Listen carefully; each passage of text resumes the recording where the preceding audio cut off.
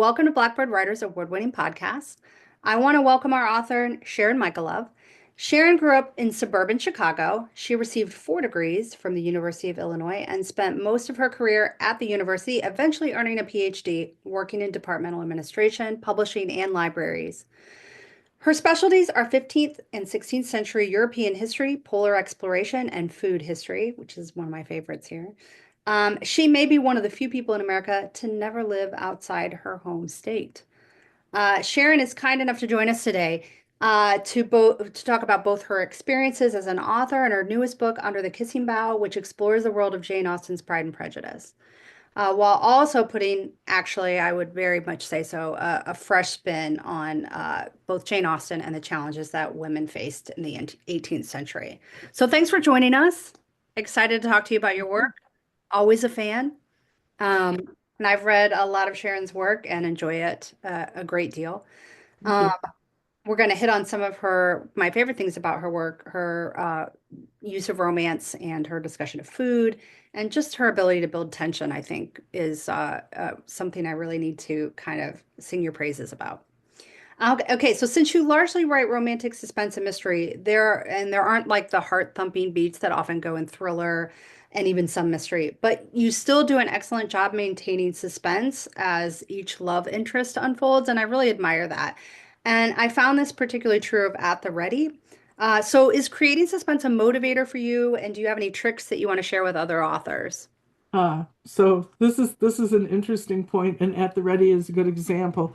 I actually don't have an easy time with building suspense in, and when I first started writing, I kept getting criticized that there wasn't enough suspense, which was interesting for me because I'd never written anything like that before.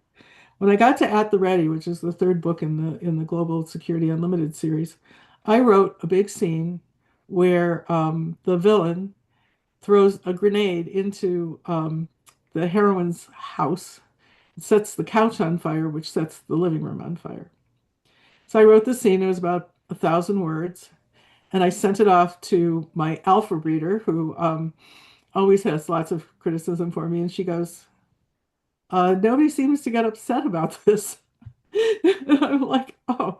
She goes, why isn't the mother crying? Why isn't somebody saying, oh, I've lived in this house for 35 years? And Yeah. so I thought to myself, oh yeah, I have no emotion in this scene. So, I built up the suspense a little bit, but really, so I rewrote the scene. It was over 1,500 words by the time I was done, and it had a lot more suspense. It had a lot of emotion in it, and it worked out a whole lot better.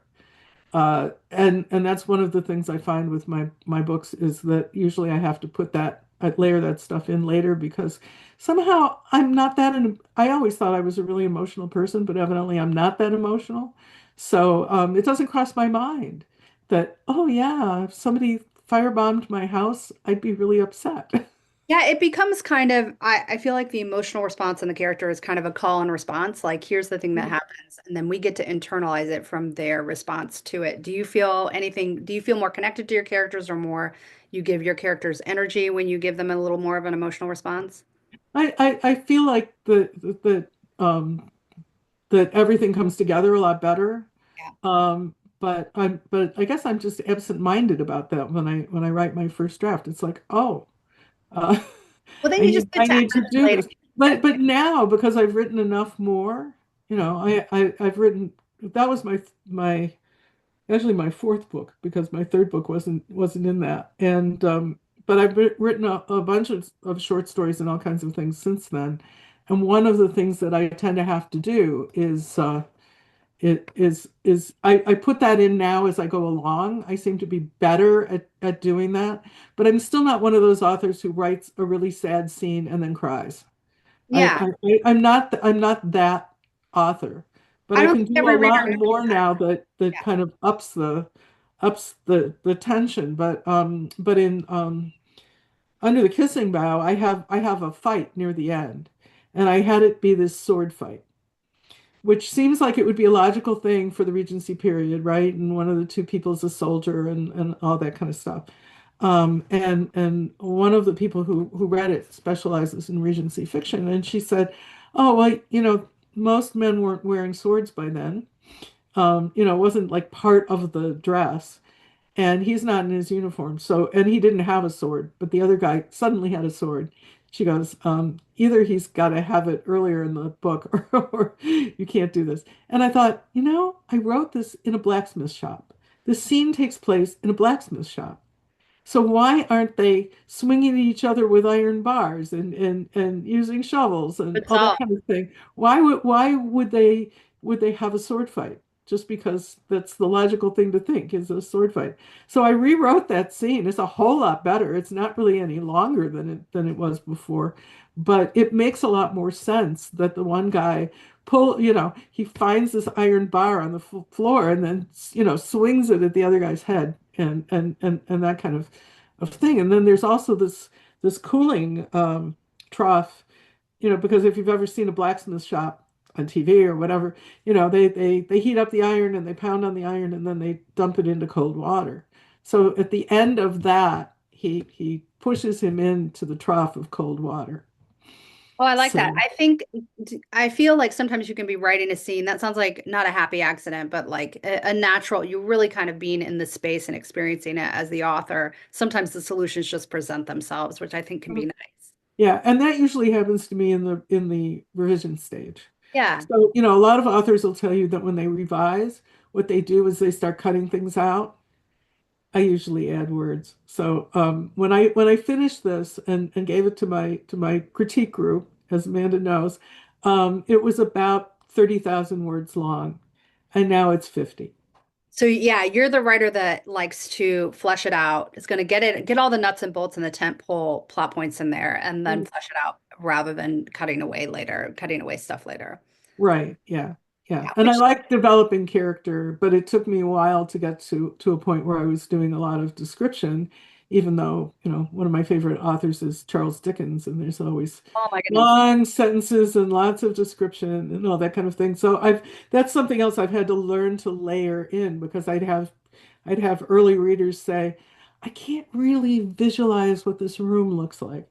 And because I started out writing romantic suspense, where half of the plot has to be romance, and romance writers spend a lot of time telling you what their characters look like and what they're wearing and what their rooms look like and all that kind of thing. I could do that with food right away, but I wasn't doing it with other things. I want to get there actually because sensory details are, I you fill them in later, but they are there.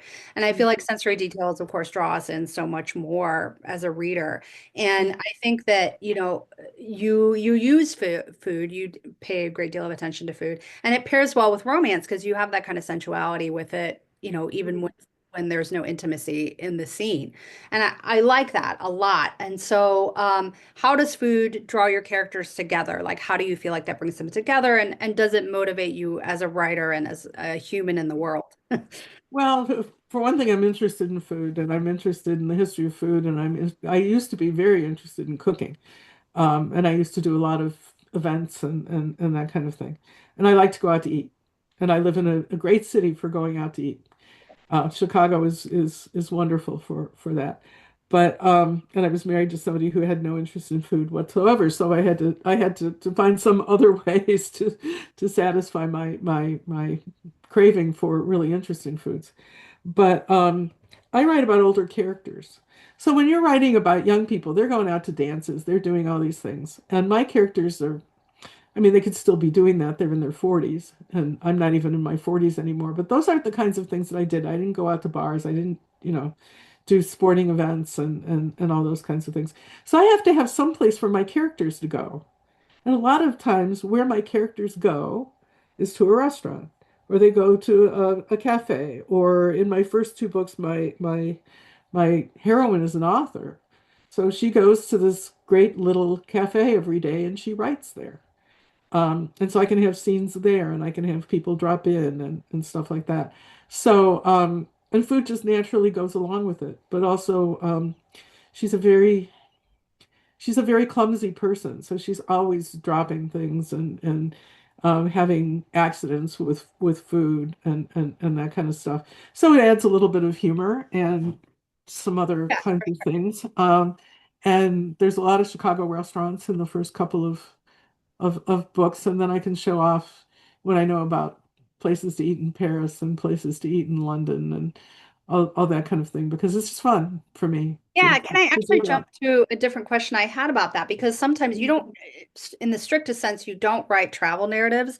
You're not writing travel fiction, but I do feel like I've been someplace when I read your work. I feel like I've experienced the city, the sights, the sounds, and Mhm. often the food, because that is something that you have a penchant for. So, is that, do you write as you travel, or is it something you bring back with you that kind of gives you a different cultural lens to experience your own life and characters? Well, there's a couple of different things that have happened. So when I first started writing the novels, I'd traveled a lot already. And so, like, the first book mostly takes place in Chicago, but the second book goes from Chicago to London to the Scottish Highlands to Paris. And it was supposed to go on to Istanbul, and my editor said to me, "No, no, it's too long, and you don't need that. Finish up the book has to end in Paris." So I used a lot of the experiences that I'd had in traveling, and then I wrote my Michigan book. It takes place in northern Michigan, which is not the Upper Peninsula. It is the upper part of the lower lower part of Michigan. Um, and the area I wrote about, I had never been to. And there wasn't any way that I was going to be going there because I don't own a car and I don't like to travel alone. And it would have been difficult for me to get up in that area. And I just did a ton of research on it. I looked at, I can't tell you how many pictures, how many maps, how many, finding houses that would work and all that kind of thing. And then creating this smaller version of the town that I based it on. And I thought, well, and I was looking up Michigan beers and what kinds of expressions that they used that we don't use, say, in Illinois, and there's a few. And what did they sound like? Well, it turns out they sound a lot like people from Chicago, so I didn't have to worry about that. Because I had a guy who came from Detroit, and I'm like, well, what do Detroit people sound like? I have some cousins there, but I mean, they don't really sound any different from us. And essentially, all the research said, oh, people from Detroit sound just like people from Chicago. Okay, well that works. So then I went to BoucherCon and I was on a panel, and this guy came up to me before the panel started, and he had read one book by every author on the panel because a friend of his was the moderator. Oh, well, that's interesting. So he got to me last, and he said, "So I looked you up on Amazon, and I decided to get Dead in the Alley because it was the first one that came up." I said, "Oh, okay. What'd you think?" He said, "So when did you move from Michigan to Illinois?" And I said, I've never lived in Michigan. And he said, well, you could have fooled me. I'm from Ann Arbor originally, which is right outside Detroit. He said, it sounded very Michigan to me. And I thought, well, okay, I guess I did kind of well with that. And then two people that I know read the book, and I didn't know that either of them was from Traverse City. And both of them said, I read the book. It's Traverse City, isn't it? Which is the town I based it on. And I thought, well, I still would like to go there, but I guess I did a pretty good job in just the research. But I Yeah, think my history background is part of what my history and library backgrounds are kind of what helped me do that because I'm really, really good at doing research. yeah, I think that there, is often much debate about write what you know, and you need to be from an area or have some familiarity. And I think that it sounds like one of the things we're talking about here is that as long as you put the research in and you do the work, then it's, you can bring something to life without having been there. Yeah, yeah, and I wanted to feel what it was like to be there. Yeah, And I'd been to, yeah, it's not like I hadn't been to Michigan, but I hadn't been to the Traverse City area. I mean, I sure. mostly was in southern Michigan. And when I was in northern Michigan, I was in Petoskey, which is, so Traverse City is as far west as you can go because it's right on Lake Michigan. Um, and then it's got a river in it. So it's kind of interesting because it's on Lake Michigan and it has a river. It's kind of like Chicago, but it's only 15,000 people. Um, Petoskey's up farther north. So it's up kind of at the top of northern Michigan. just before you go over to get to like uh why can't I think of the name of it? The island, Mackinac Island. Yeah, yeah, yeah. Yeah, so it's just before you get there. So I'd been up there, but I'd never been through the Traverse City area. And so I had kind of a feel for what it might be like, but I'm looking up what kind of music, what kind of radio stations do they have, all these different kinds of Yeah, things. And then when I wrote at the Ready, I had stupidly created my character 2 books before to be from Vancouver, and I needed to set a whole portion of the book in Vancouver, and I had never been to Vancouver. I know a bunch of people who live in Vancouver, so that helped. And I asked for, some advice about, what kinds of things would people notice there, and what would be a good area of the city for this woman to live in. Uh, uh, and then I ignored them and used a different area altogether because it had, this is so stupid, because it had bungalows, right? So it had bungalows a long time ago and adopted them from the Pacific coast because bungalows in North America really started in California and up the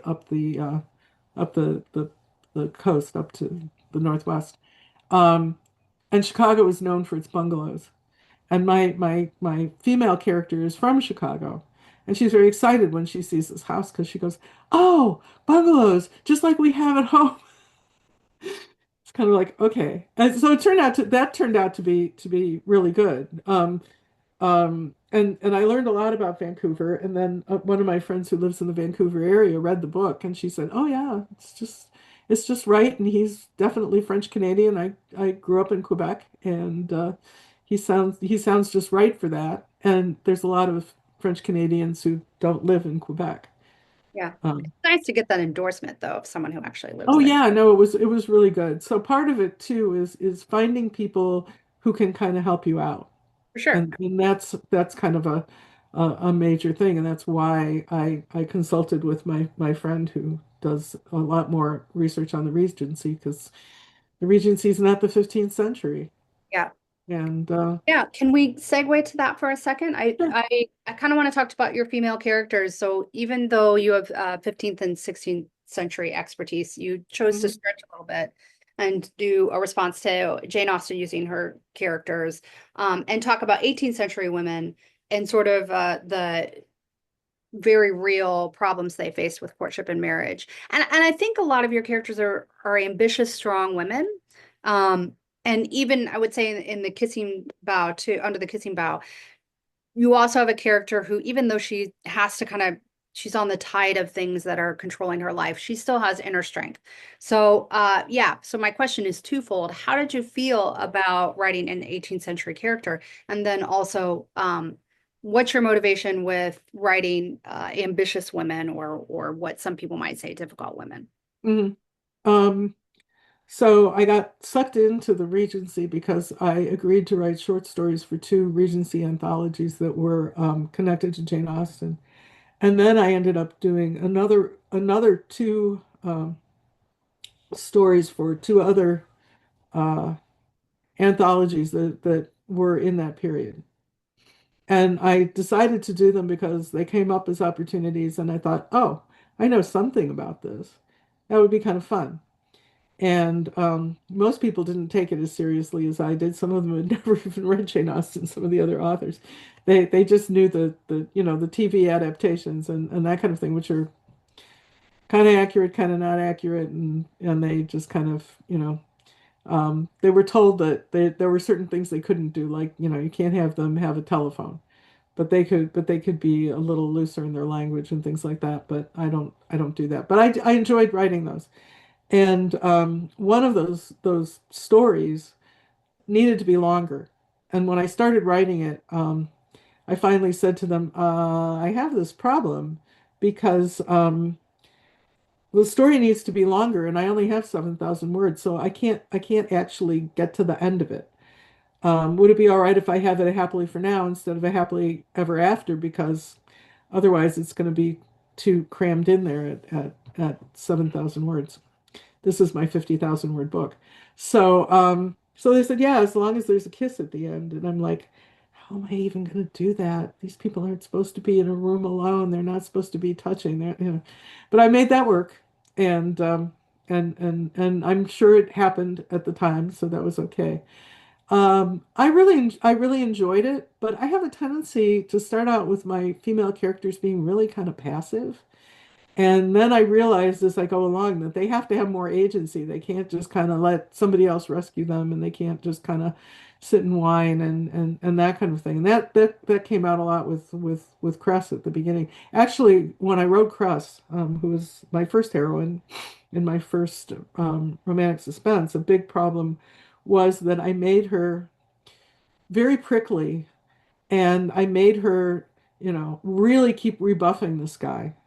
And I so I had early readers who were like, why would he even stick with this? Does he keep coming back for more? And I realized over time that I could do more with her without making her quite so horrible. So part of it was Oh, learning very that. well. Yeah, I felt like Yeah, she was strong without being too. yeah. But at the beginning she was really abrasive, and she kept kind of really pushing him away. And it's kind of like, he's too nice and she's too mean and that kind of thing. So it was partially just a learning process. But I mean, I've always worked, and I always wanted to be able to accomplish things.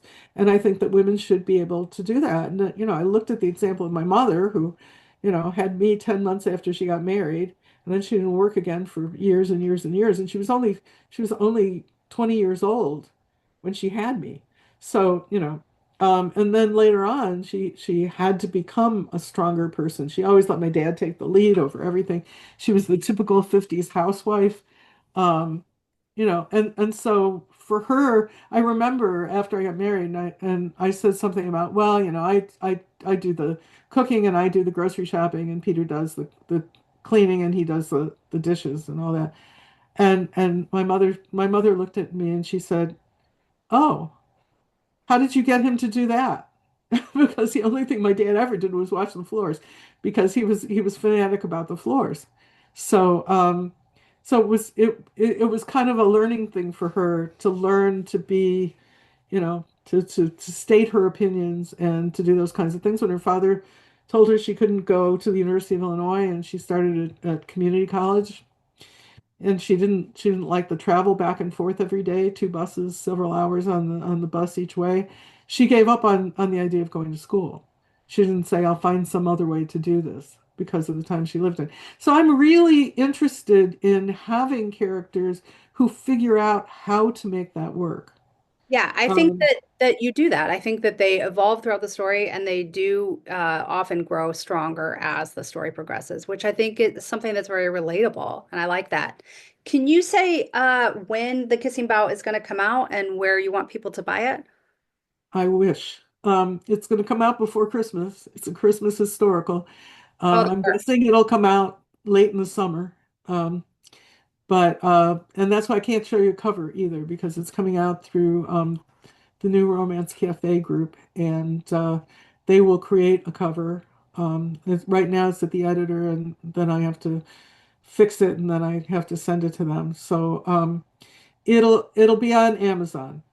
So the ebook will be on Amazon, and I will ask them to create paperbacks. It'll come out. Normally, it comes out under them. For the anthologies, they just publish them. For the way this works, we publish it under their auspices, but I actually put it up under my own account. Um, they do the formatting and the cover and all that kind of thing, and then they send it back to me, and then I put it up. But since I'll have paperbacks as well, I'll also put them up on Ingram Spark so that people will Great. be able to go to a bookstore and order it if they want a paperback edition, or they can order it through Amazon. But it also means that they can order it through Barnes and Noble, and Barnes and Noble can get it Yeah. for them too. But the ebooks will only be available on Amazon. Well, everyone should definitely pick it up, even if you're not into historical or romantic suspense. I think that it has wide appeal and it's a very enjoyable book. Thank you. And And I had a lot of fun writing it too. So it's a great read. I always think it helps when you're enjoying what you're working on. Absolutely. As much as authors frequently are like, oh, you know, this is so hard. There's a real sense of achievement when it's done, and you feel like, well, I don't know how good it is, but I've had all these other people read it, and they really liked it, and I Yeah. really appreciate my readers because my whole goal is to have people read my books and like my books. It's not to make huge amounts of money, but it is important to me to have For lots the of people passion. like them. Yeah. Yeah. Yeah, yeah, and I'm always hoping for more reviews besides. Yeah. So, Well, thank you so much for taking the time today and talking to me about your books and no, about thank upcoming book. you. And I know our Blackbird readers will love to pick it up. And I'm sure when it comes out, it'll be on the Blackbird Readers uh, uh, the Blackbird Writers Facebook and on Substack and all that kind of thing, so that people will know it's there. So if I don't know when it's coming out, look for it a little before Christmas. It'll still be there, and it's a perfect time to read it. It takes place at Christmas. Yeah, absolutely.